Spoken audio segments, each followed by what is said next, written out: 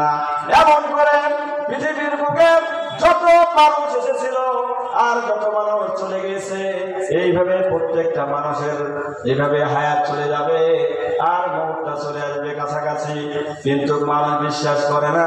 আজকে আপনি দরগা মারিয়া গ্রামের আপনি একজন ভালো মানুষ, আপনি একজন হাজি মানুষ, আপনি একজন ধনী মানুষ। ধরেন আজকে আপনি অসুস্থ হয়ে গেছেন, আপনার চারিপাশে আজকে মানুষ রয়েছে,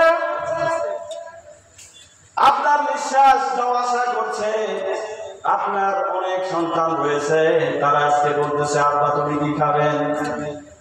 হায় রে কুলাঙ্গার সন্তান, বাপ যখন খেতে চায় রে তখন বাপকে তুমি দিতে পারলা না। আর আজকে যখন বাপ খায় না, বাপের এই মুখ দিয়ে যখন এক চামচ পানি দেওয়া হয়, অপর দিক দিয়ে পানিগুলো বের হয়ে যায়। মা যখন খেতে চেয়েছে, মাকে তোমরা খেতে দিতে পারো নাই। আর আজকে যখন মা যখন মৃত্যুর সঙ্গে পাঞ্জা লড়ে রে, তখন মাকে বলছেন মা কি খাবেন? আপেল খাবেন না, আঙ্গুর খাবেন না, বেদানা খাবেন নাকি ফলের জুস খাবেন? মা আর কথা বলে না। এমন আছে না নাই? এই কথা বলে না কেন? আছে না নাই? এমন কুলাঙ্গার সন্তান বাংলাদেশের ঘরে ঘরে আজকে যুব সমাজটি ধ্বংস করে দিচ্ছে। ইয়াবা ট্যাবলেট ফেন্সিডিল, ভালো ভালো পরিবারের সন্তানগুলো আজকে নষ্ট হয়ে যাচ্ছে, কিন্তু আজকে সমাজ কথা বলে না। আজকে দেখেন দিনের বেলায় রাইফেল নিয়ে, বন্দুক নিয়ে, মোটর সাইকেলে করে গুলি করে চলে যাচ্ছে ফায়ার করে। দিনের বেলায় একটা ট্রাকের ড্রাইভার দোকানের পাশে বসে থেকে চা খাচ্ছিল, হঠাৎ করে দুইজন হেলমেট পরা বাহিনী এসে গুলি করে সঙ্গে সঙ্গে পালিয়ে যায়, লোকটি সেখানেই মারা যায়। এমন করে অনেক লোক রয়েছে। আজকে সকালে যেই চাচাটি মারা গেলেন, মতিন ভাইয়ের আব্বা, তিনি ছিলেন ধরেন সকালবেলা ভালো মানুষ, ওই বক্স খাটের পুরুষ হয়েছিল। অথচ এখন যা দেখেন মহিম জঙ্গলের ভিতরে, কোন জঙ্গল দিনের বেলা কোনো পশু পাখি সেখানে যায় না, সেই জায়গাতে একাকী শুয়ে আছে। একটাবার মনের মধ্যে নিয়ে আসেন, আজকের এই জালসা সার্থক হয়ে যাবে, আমার বক্তব্য দেওয়া সার্থক হয়ে যাবে। আজকে আপনার সন্তান কোথায়? আপনার সন্তান কি এখনো পর্যন্ত আহসান আমালা এই আমলের মধ্যে আছে? আপনি সন্তান জন্ম দিয়েছেন, সন্তান জন্ম দিলে মা হওয়া যায় না, সন্তান জন্ম দিলে মা হওয়া যায় না, সন্তান জন্ম দিলে আপনি মা হতে পারবেন না, সন্তান জন্ম দিলে আপনি মা হতে পারবেন না। সন্তান তো গাধাও জন্ম দেয়, সন্তান কুকুরেরও হয়, কথা বলে ঠিক না বেশি? কিন্তু সন্তান কি করতে হয়? মানুষ করতে হয়। এরকম একটা হাফিজিয়া মাদ্রাসা রয়েছে, এরকম একটা মাদ্রাসায় আপনার কতটুকু আপনার সহযোগিতা রয়েছে?